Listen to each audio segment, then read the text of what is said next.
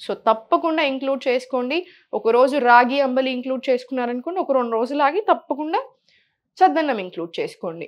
మన హెల్త్‌కి ఇంకా ఏంటంటే దీనివల్ల మనకి స్కిన్‌కి చాలా చాలా మంచిది. మనకి కోల్డ్, కాఫ్ లేదా ఈ చిన్న ప్రాబ్లమ్స్ నుంచి పీసీఓడీ, పీసీఓఎస్, థైరాయిడ్ ప్రతి ఇష్యూ మన గట్ హెల్త్ నుంచే స్టార్ట్ అవుతది. 97% of the problems start from your gut.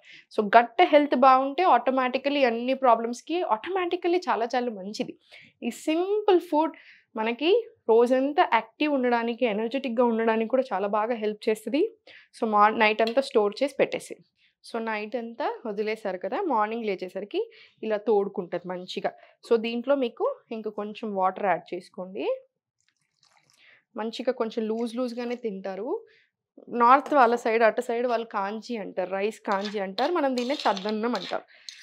So దీన్ని మంచిగా ఇలా కలిపేసుకొని దీంట్లో ఉల్లిపాయలు ఇది బాడీకి బాగా కూలింగ్ కూడా. సో బాగా వేడి చేస్తుంది. సమ్మర్ రాగానే అందరూ డీహైడ్రేట్ అవుతా ఉంటాం బాగా. వేడి చేస్తా ఉంటది. వేడి బుడగలొస్తా ఉంటాయి బాడీలో అంతా. పొక్కులు రావడం ఇలా రకరకాల ఇష్యూస్ వస్తా ఉంటాయి. బాగా ఇబ్బంది కూడా పెడతాయి. సో ఆ డీహైడ్రేట్ అయ్యే ప్రాసెస్‌లో కొంచెం అదంతా వేడి వల్ల హెడేక్స్ రావడం ఇలా చాలా సతాయిస్తా ఉంటది కదా! సో మనకు అలాంటి ప్రాబ్లమ్స్ రాకుండా ఉండడానికి బాడీని బాగా కూలింగ్ కూడా.